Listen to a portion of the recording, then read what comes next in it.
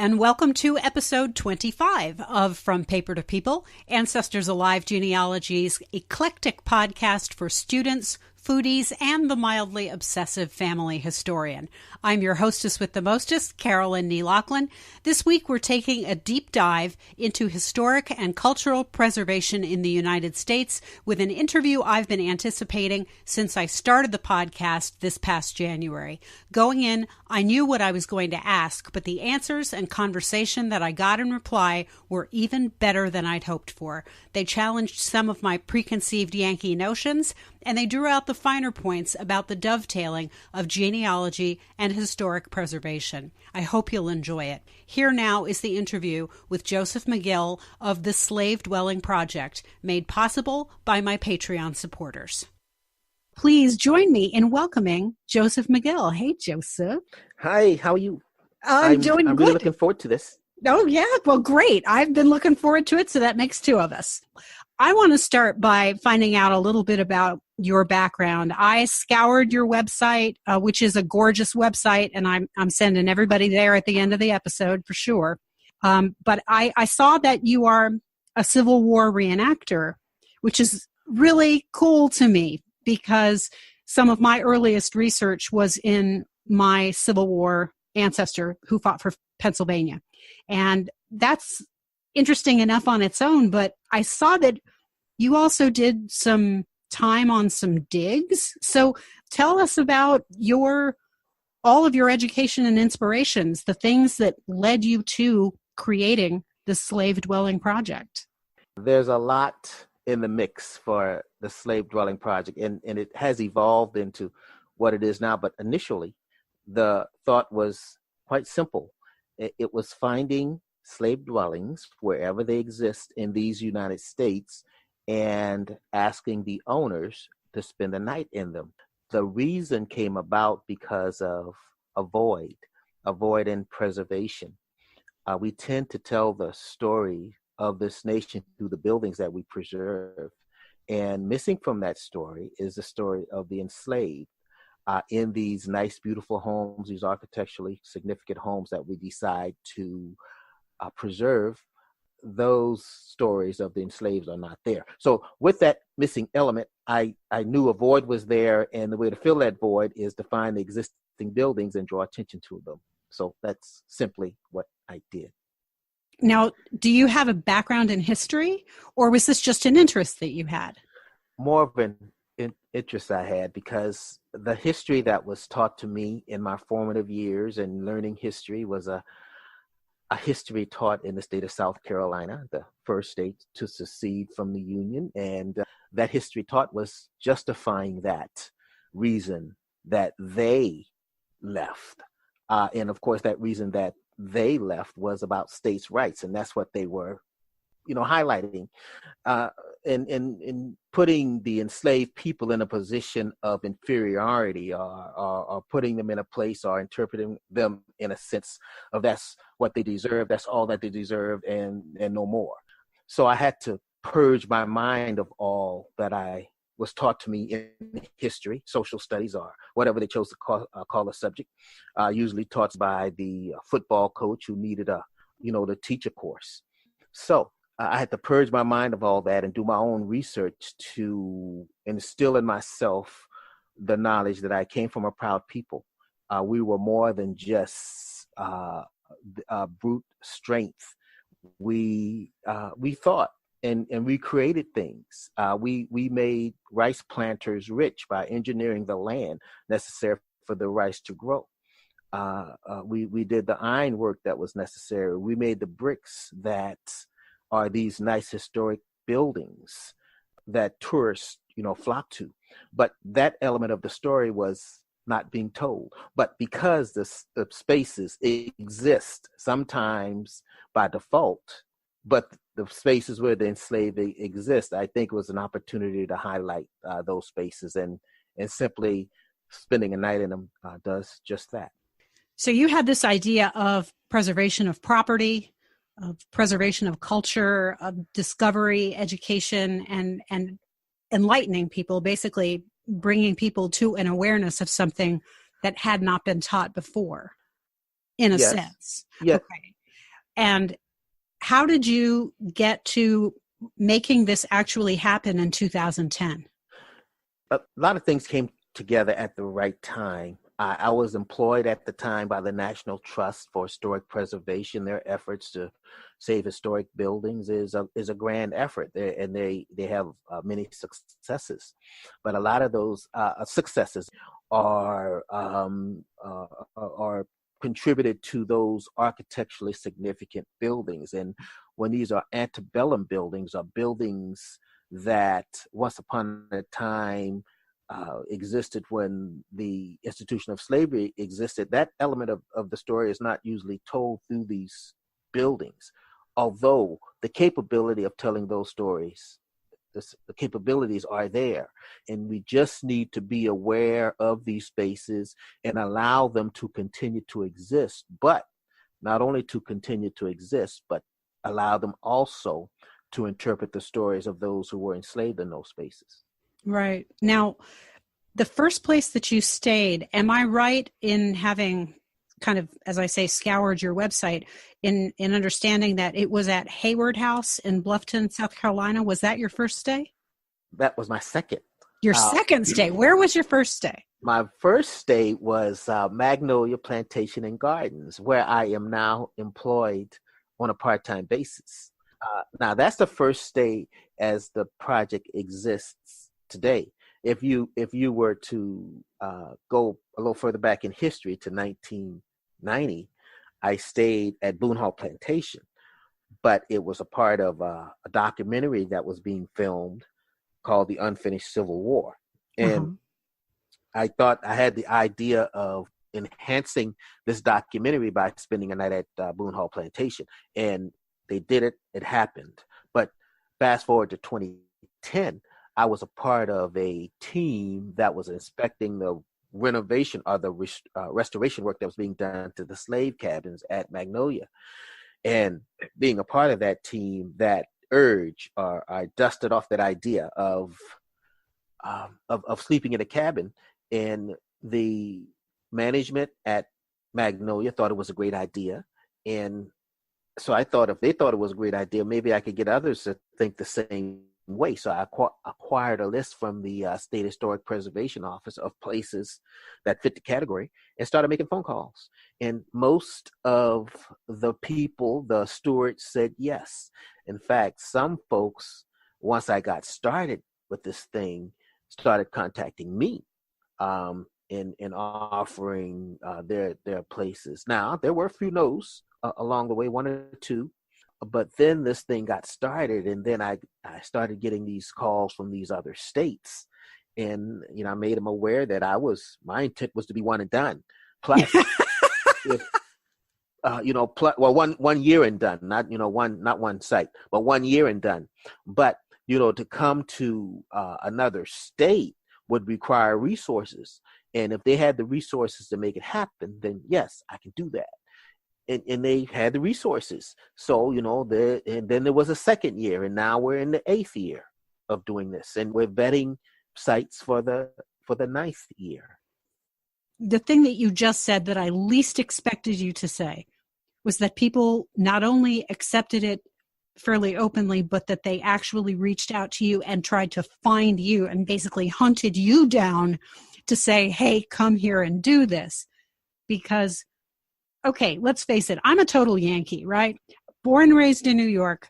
And although I do have lineage in the backity back, I have lineage in the South. I think like a Yankee, okay? And it just strikes me that it wouldn't work that way. And that's just very interesting to me. That's very, very interesting and a little surprising to me that people would be that open to it. So how did it feel? This is something that I really, really want to know. Going into those first few sleepovers, you went in alone, right?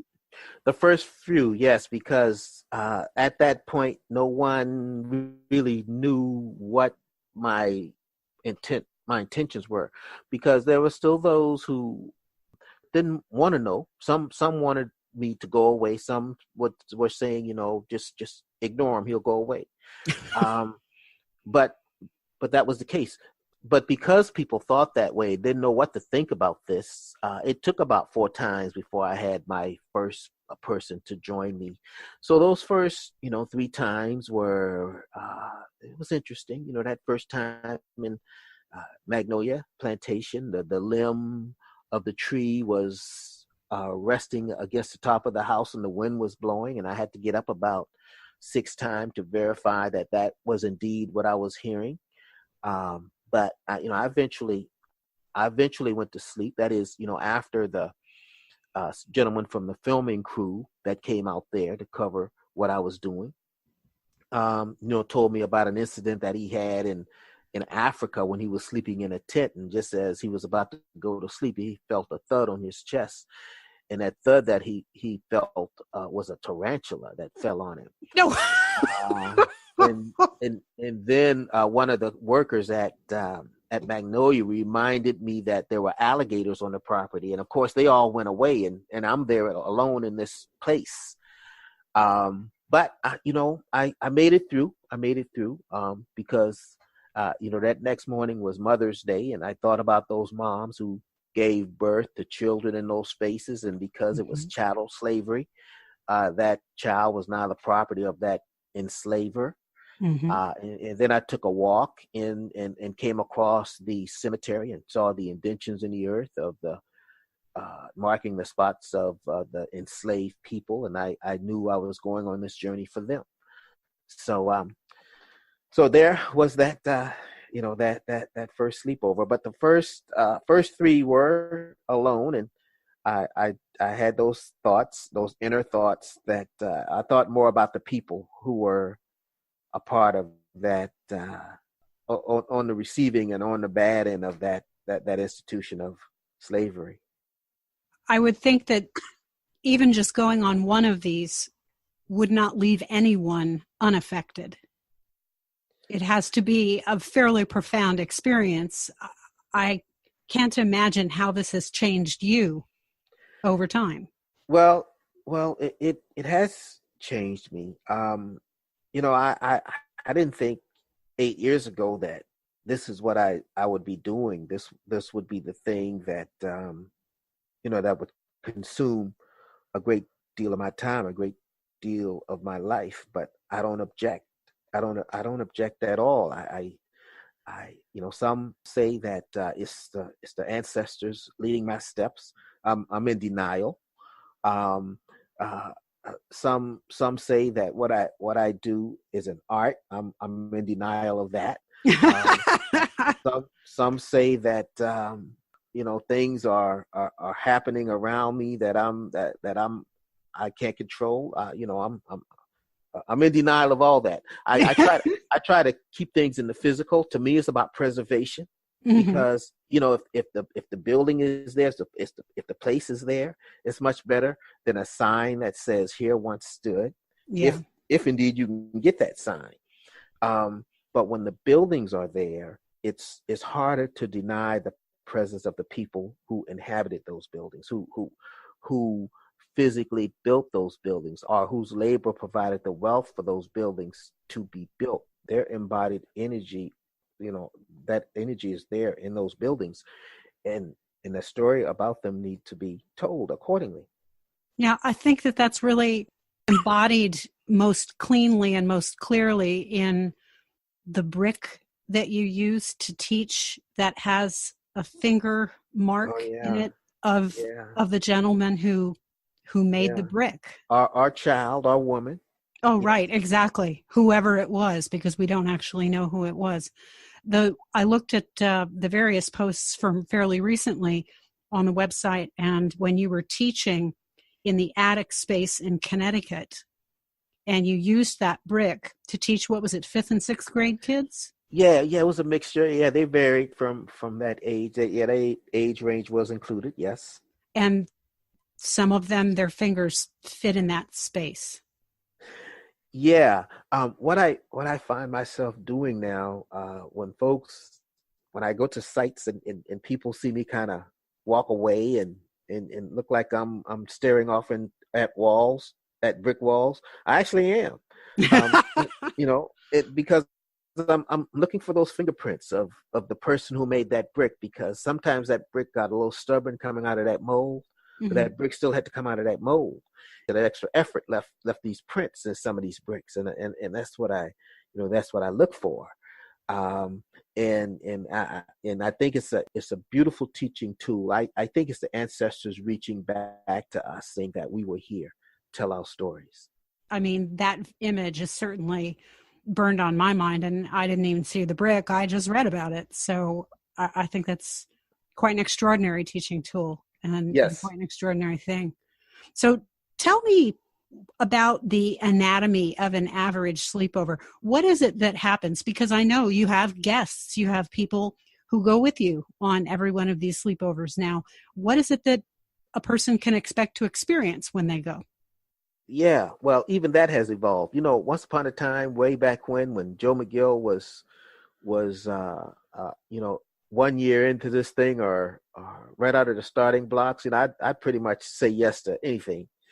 But I still had the list. I still had standards. I still remember that it was about honoring the enslaved ancestors, and with that leading thought, I got into some nice reputable places the first year, and that was kind of the stepping stone to 8 years later to still be doing this and being pursued to do this, which is a great thing. But now it's more of a vetting system that we've implemented. I've got a board member by the name of Prinny Anderson. Prinny Anderson is interesting because she's a descendant of Thomas Jefferson, a white descendant of Thomas Jefferson, and she helps vet places that we stay. And there's this gentleman called, his name is Jerome Bias. He also helps to vet these places that we stay. We do a lot of living history now that we offer, and to put all that stuff together, to make it all happen, it takes time, and it takes planning. So we've got a vetting system now, and there's also those places that we pursue, those places that are blatantly not on the list right now, that we pursue. Mount Vernon is in that category. Whitney Plantation is in that category. So there are some places that we internally pursue, but the fact that we are pursued more than we have to pursue is a good place to be. Oh, absolutely. And how many states have you been to now? I was trying to count and I kind of got a little bit lost. 21. 21. 21 in the District of Columbia. Oh my gosh. Yeah, because slavery didn't end in our nation's capital until April of 1862, in the midst of a civil war, and we're still enslaving people in our nation's capital. Of course. Of course. How else would it be? Hmm. Do you see differences in participants' reactions to these various different places? Like, for instance, is a Missouri sleepover spiritually or experientially different from a New York sleepover, or do either of those differ from a Louisiana sleepover or any of the other locations that you've been to? Do people go through different things, or do they seem to experience the same kinds of things? Different. What I experienced in New York, I experienced a hostile audience. And let me try to explain that the best way that I can. Um, there are kind of two elements of what we do, what we're capable of doing at these sites. Of course, there's a sleepover. That's simple. Anybody can do that. Sleeping is easy. But what we're now adding to this, and we're stressing more, are the conversations before the sleepover. Quite powerful, very powerful moments. But there's also something else that I usually do when I go there, and that is talk generally about the slave dwelling project, usually to an audience that is advertised to as such. You can come and you can sit down, and I can talk about the 8 years I've been doing this, which is different from those other two things, the campfire conversation or the sleepover. Sure. So there's that audience, and here's what I use. Here's my guide that I use. I gave that presentation once to an audience of standing room only people. It was a good crowd, about 70 or so people, and in that audience was two African American females, only two African American females, the only two African Americans in the room other than myself. So as I was leaving, the eldest African American female said, I like your presentation. You sure told them. And I said, ma'am, the presentation is the same no matter who the audience is. So using that as a gauge, my New York audience, the questions were pretty common until out of the audiences that I addressed in New York, I heard a lot about reparations. Mm-hmm. In other words, they're trying to align what I do with that cause, and I see. I have to be clear to them that that's not my fight. That's a legitimate fight, but it's not what the slave dwelling project is all about. It's about saving the space. It's about preservation. Another group that I have to alienate myself from are the treasure hunters. I got folks saying, yeah, well, well, can I join you? And you do your research on them and you find out that they're treasure hunters. Hey, I'm not bringing any of these guys to any of these people's property for that purpose. And the other group that I have to stay away from are the ghost hunters. No, now that doesn't surprise me at all. You said Magnolia Plantation, and I thought, yeah. The ghost hunters, because when I first started this thing 7 years ago, I used to get a lot of calls from those channels, those Discovery channels, and those other channels that's into that ghost hunting stuff. And I had to make it very clear right out of the blocks that this was not about ghost hunting. Now, to get back to the root of your question, there was one site we went to in Virginia, Brentsville Jail, and they were all about ghosts. What ghosts did you see? What spirits did you see? And a lot of the audience members that I addressed, that seemed to permeate the conversation. Now, African Americans tend to ask the question more from a spiritual nature. Or did you see any spirits? Mm-hmm. And to some, to me, a ghost is different than a spirit. I hope I don't see either, but but the way I defined it, a ghost is different than a spirit. So when I get that question from African Americans, they're talking more of trying to commune with the ancestors. Mm-hmm. And there's some white folks trying to figure that out too. But they're that ghost hunting element that I try to stay away from, and you can pretty much find one of those in every crowd. Now, this project is most receptive to older white females. It gets most pushback from older white males. Uh-huh. That doesn't surprise me. That doesn't surprise me at all. Mm-hmm. I think when you look at the involvement that I have in this podcast and with the ideas that I put forth and what I talk about in reparational genealogy, which is basically making your information as a white person who has slaveholding ancestry available to African American researchers, particularly if you are DNA tested. The African American researchers are as well, and you can prove that you're related. Making that available helps because the records end. And when you hit the brick wall of 1870, it's time to start working together. That's number one. And the other is, if you know a little bit more than somebody else, work with them. Just work with them in terms of in ancestry or wherever it is you do research. I find that women who are descended of Northern and Western European lineage are absolutely more interested in this work. And this podcast at the moment is being downloaded to 30 different countries, which is very exciting. But the vast majority of our downloads are in the United States, Canada, the UK, and Australia. And So it's a very interesting phenomenon. It's not at all what I mean. I didn't come in here knowing what was going to happen at all. Mm-hmm. I had no idea what was going to happen. I was just like, well, I'm just going to try doing this, and I have some stuff to say, and we're going to see if anybody listens. We'll see. And it seems to me that that is actually who is interested in paying attention, and that's who's active in the Facebook group that we have that supports this podcast also. And yeah, it's about white women. It's very interesting. So it doesn't surprise me at all that that's who it is who's supportive of your work. Yeah, and if we were to do the demographics, that would probably be proven. Mm-hmm.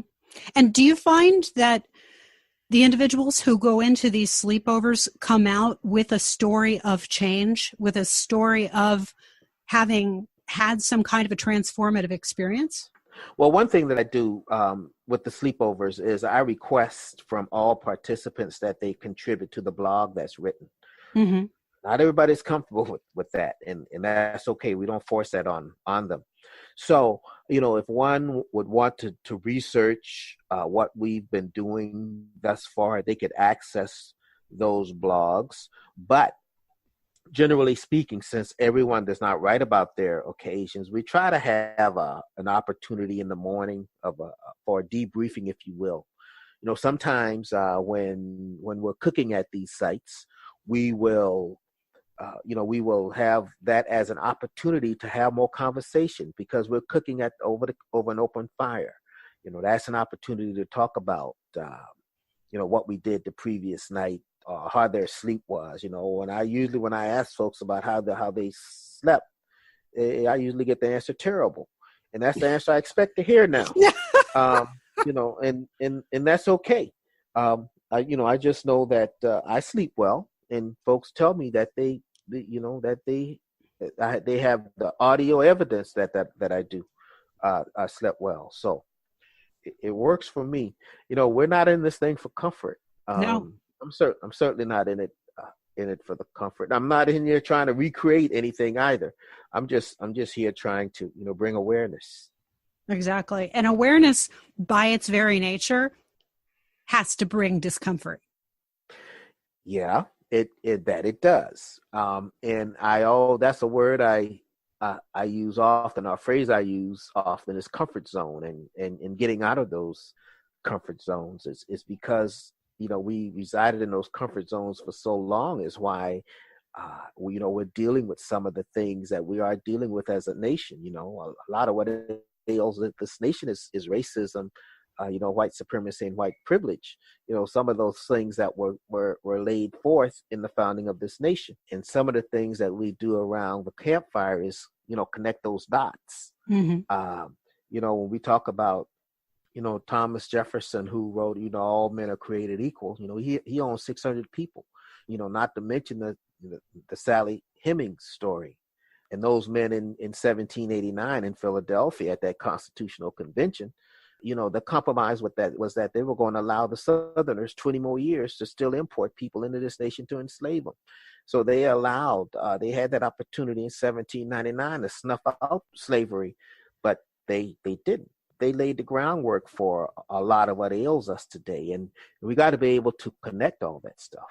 That's why, when folks are so quick to take down Confederate monuments, well, some of those Confederate monuments shouldn't have been put up there in the first place. And if they could vet them according to that standard, then, if they don't belong up there, then take them down. But, I don't think we should so haphazardly, take these things down in an attempt to erase that part of our history. Part of the same reason I want every slave dwelling on this nation to exist. Because now we got folks in Boston wanting to take the name Faneuil Hall off of Faneuil Hall because he enslaved people. And you got people in Texas, in Austin, Texas, contemplating, renaming the streets that are named for, Confederate soldiers and all this. But what they didn't expect was this, that Austin itself, the city is named for an enslaver. So now they got a throw all that into the pot and try to clean all that up. So we are in a place where we are kind of, I call this thing slippery slope. And when we mess with, go back in the past and try to clean it up, that's dangerous stuff.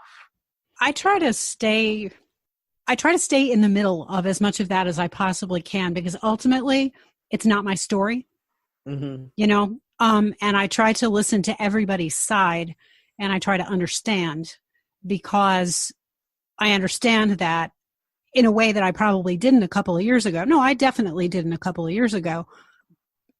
Blackness in the United States is not a monolithic experience. Different people have different opinions, and they have those opinions for very good reasons. Yes. And you know, to be ultimately white is to think that Blackness is a monolithic experience. Everybody ought to think this way, and that's it. Oh, and by the way, because I'm white, I get to define that while we're at it, you know? So it's really hard. I watch these things go by, and I try to learn from them.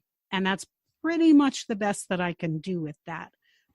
It's funny because when we had scheduled to be able to come in here and talk, I was seeing on your Twitter feed the discussion about Faneuil Hall.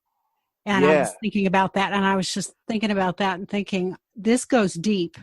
This is deep, and I wonder how this is going to be and how people are going to land on this.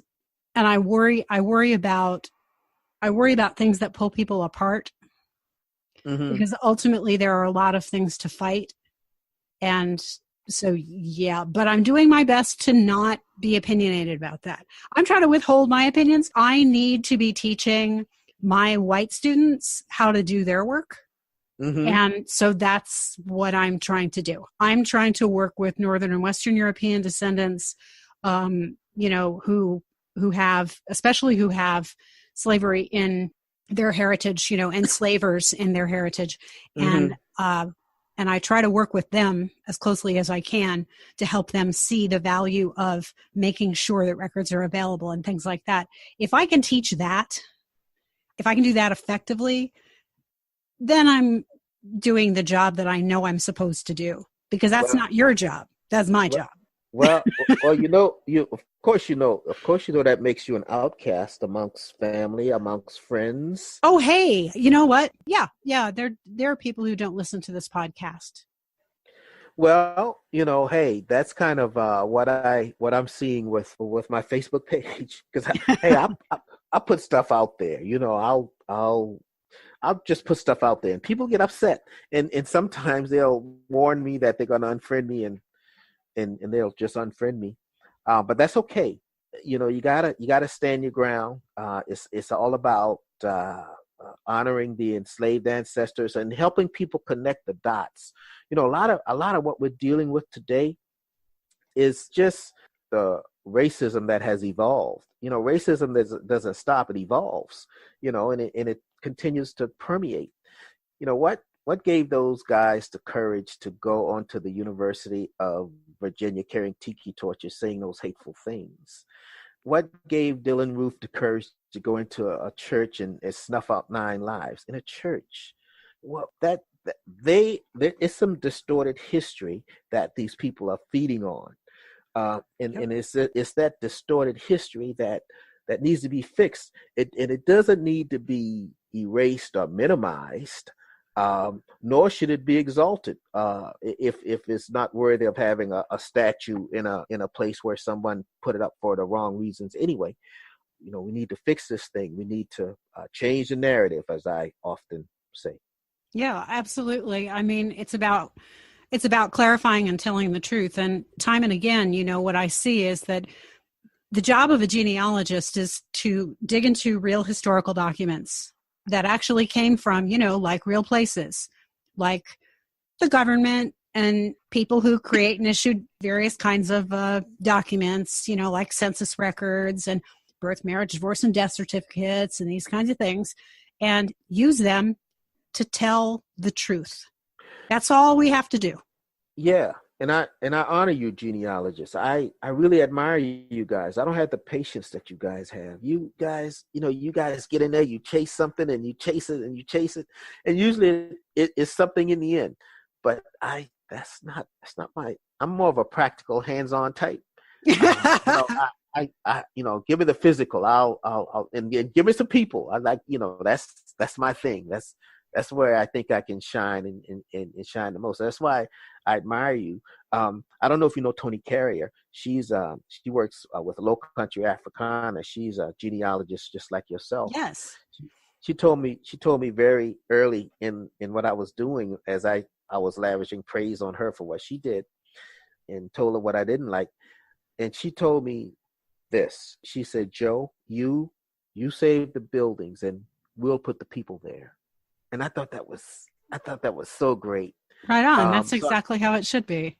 Yeah, and so we work well together. That's why when we do our conference every year, which this year will be at Middle Tennessee State University in Murfreesboro, Tennessee, October 24th through 27th, we bring all elements of interest in preserving these buildings together. We bring the stewards of the building, we bring the owners, the various entities, the National Park Service, we bring the archaeologists, the genealogists, the scholars, we bring them all together at this conference and we talk about it. Mm-hmm. We talk about ways to preserve these buildings, the ways of interpreting these buildings, and the ways of adding what you guys to it all, and in putting the people there.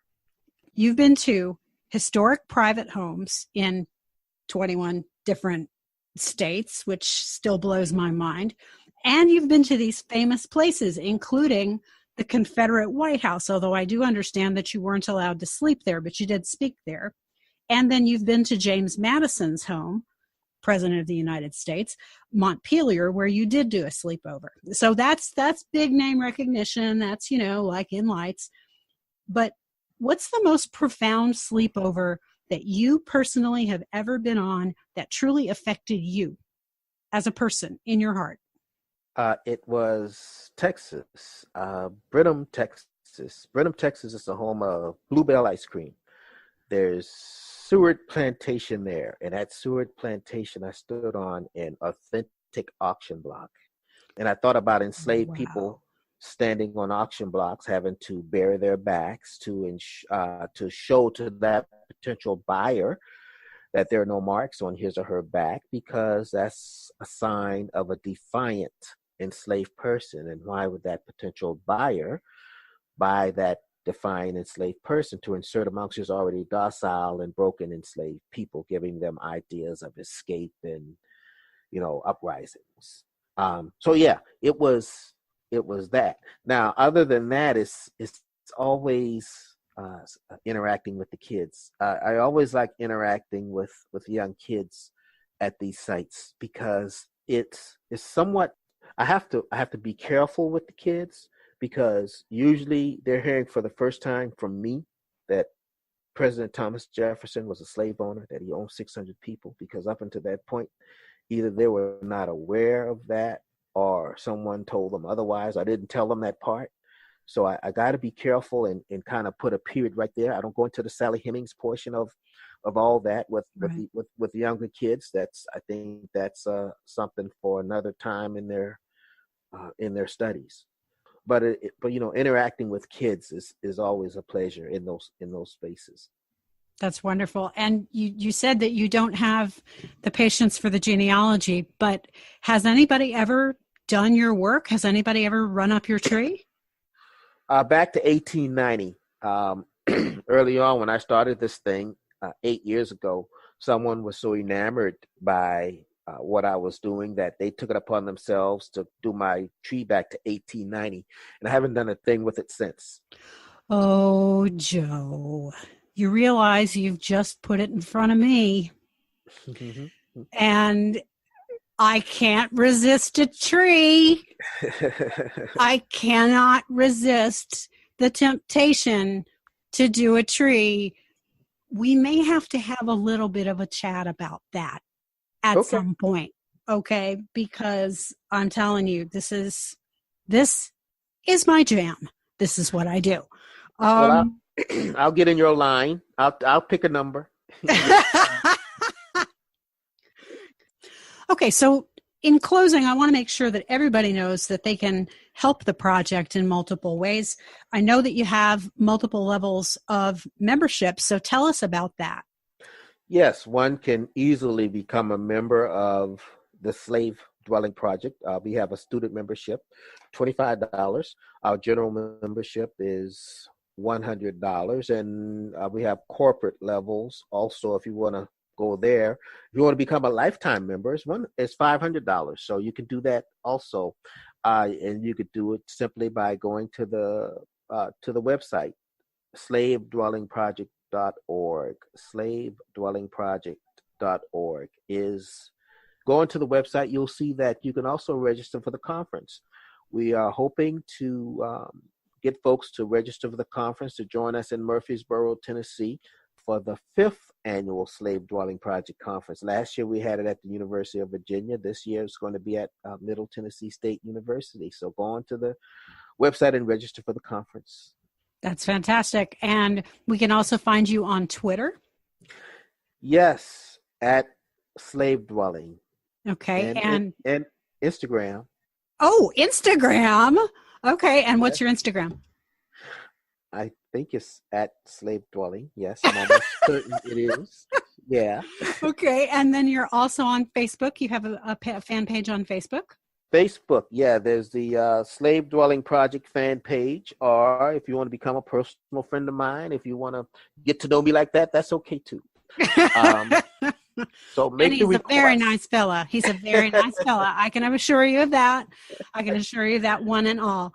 So, well, thank you so much for coming on, Joe. I am so thrilled that you came on and told us all of these things, because I think that Slave Dwelling Project is one of the great American projects to raise awareness, to make history real to people, and to preserve and enhance the real actual truth. Oh my gosh, the truth.